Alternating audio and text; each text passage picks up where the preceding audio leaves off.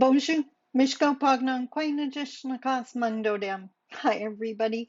It's Sandy Boucher once again. I'm Red Thunderbolt Woman of the Loon Clan, a proud member of Same River First Nation in Northern Ontario, and I'm here once again, this time to expand on principle number 7. And what I have to share with you today is one of the things I've always enjoyed sharing with my audiences, so let's jump right into it.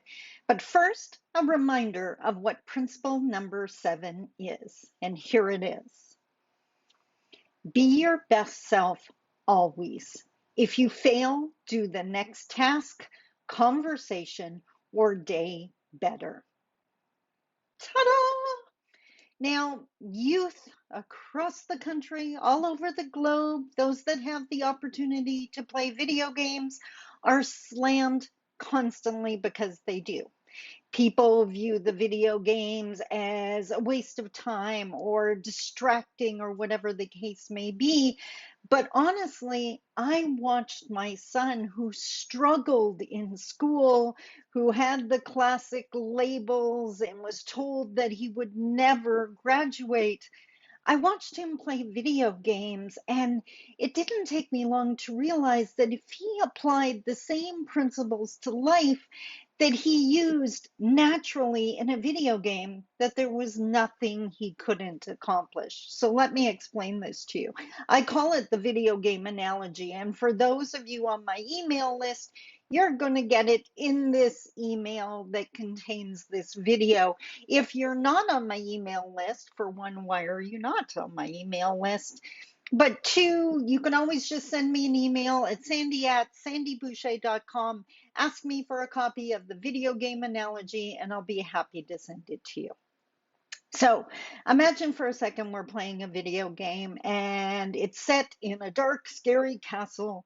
And the idea is that you have to find your way through the castle, stay away from the traps and the bad guys, find the treasure until you make it all the way to the end and you get to rescue your loved one who happens to be in prison there, or the princess, or whoever it is that's at the end.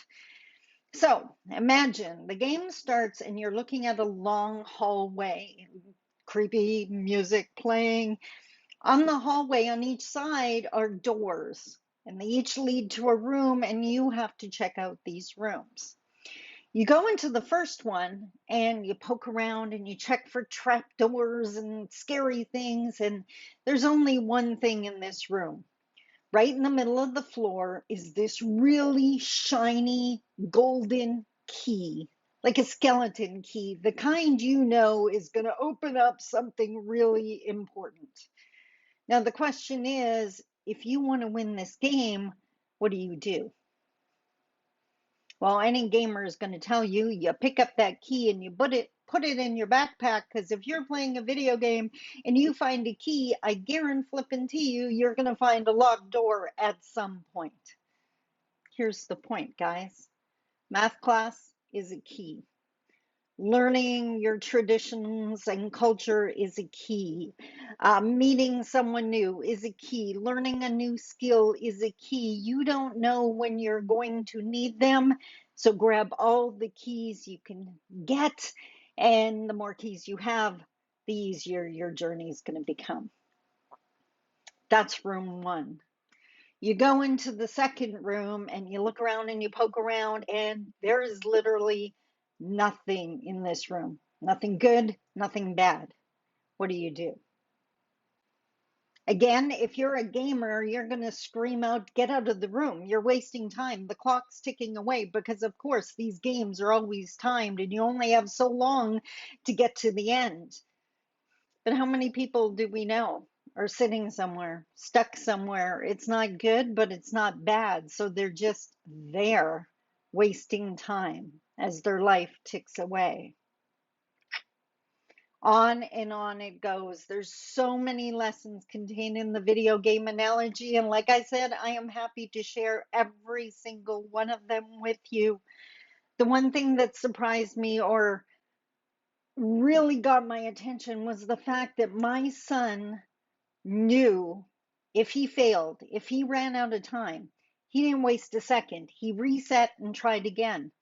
How many of us have failed at something and quit? Even though he knows by trying again, he has more wisdom now than he did the first time.